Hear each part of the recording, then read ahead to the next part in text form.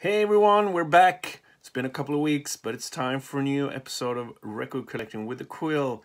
Well, as I just said, I've been away for a couple of weeks. 2 weeks ago, I went to London to see the Taylor Hawkins Memorial Show at Wembley Stadium.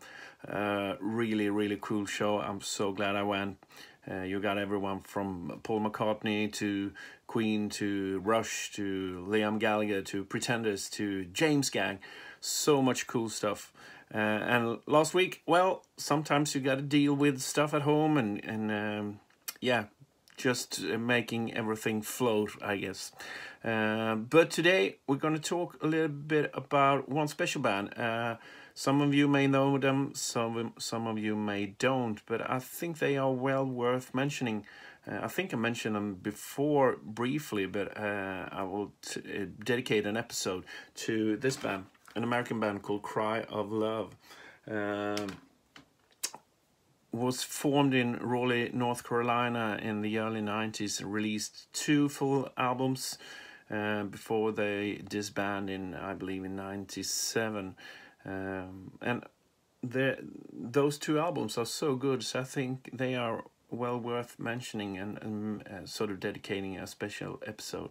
But before we start, you know the drill. Make sure you subscribe, hit that little notice bell, and share with your friends. Well, as I said, Cry Love from North Carolina. This is their first album, produced by John Custer, released in 1993. The album is called Brother. And I remember when it came out, they promoted this band quite a lot. And this album was, I believe, quite successful. I think they had a radio #1 in the US, and they toured quite extensively with Robert Plant, among others, and I believe could have been Aerosmith as well. Well, you tell me. And they toured for well over a year, touring this album, but for whatever reason, it didn't really took off. They didn't really take off. Sometimes that happens even though you tour and you have great songs and are a great band. And maybe, as I said, 93, it was the whole grunge movement have sort of changed the scene, which made it a little bit difficult, even though bands like Black Crowes were quite successful with a similar style. But I don't know, for whatever reason. But this one, the first one, Brother, is a fantastic album if you like great guitar playing. You have Audley Freed, a fantastic guitar player. Groovy if you're into all the sort of Hendrix stuff and bluesy as well. And great rhythm section as well with Jason and Robert Kearns, I believe the bass player's name is. And also Kelly Holland on vocals, great vocalist, more in this sort of a more British style of Rod Stewart and all those people. But as I said, some great playing and some great songs on this one. I've been searching for the vinyl version for a long time. It's quite difficult and quite expensive if you want to have a vinyl copy of it. But this one I've been playing so much. It's one of my go-to albums. It's as I said, I don't believe there's one single bad track on this one. Highway Jones, you have Bad Thing, Too Cold in the Winter, Hand Me Downs. Yeah, if you haven't heard this one, make sure you give it a spin. It's a great album. And as I said, they toured for a long time after the release of their first album, and singer Kelly bowed out after the touring cycle was over, claiming that he couldn't handle all the touring. So they got a new singer from Lynch Mob, Robert Mason. He's currently singing in Warrant, I believe, and recorded this one, Diamonds and Debris.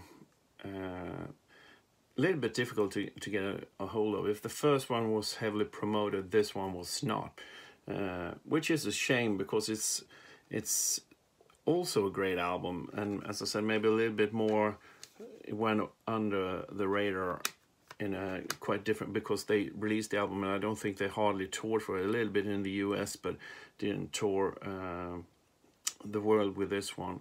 But even though it's another singer, it's still the same feel of the band. Some great tracks on this one, and as I said, great guitar playing by Audley Freed as well.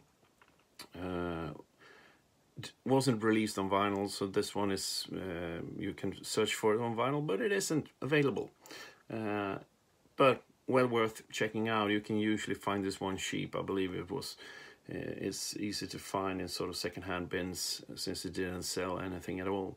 And they disbanded, as I said, shortly after releasing this one, when Audley Freed got the offer to join the Black Crowes, which he did, and stay with them for, I believe, 3 or 4 years. Over the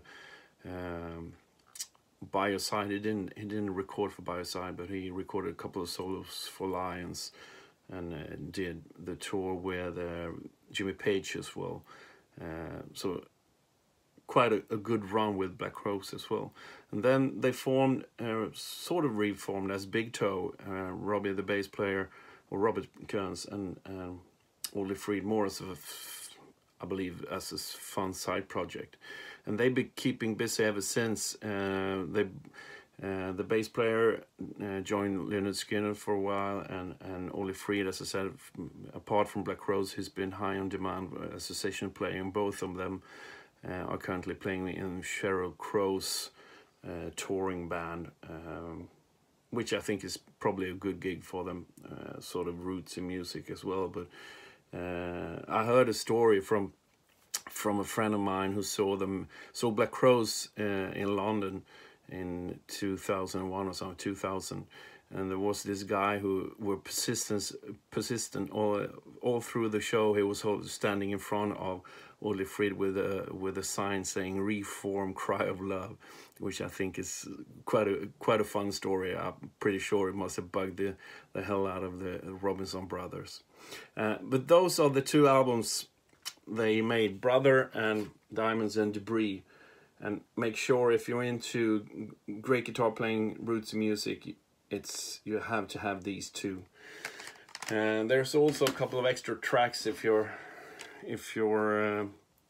sort of a completist.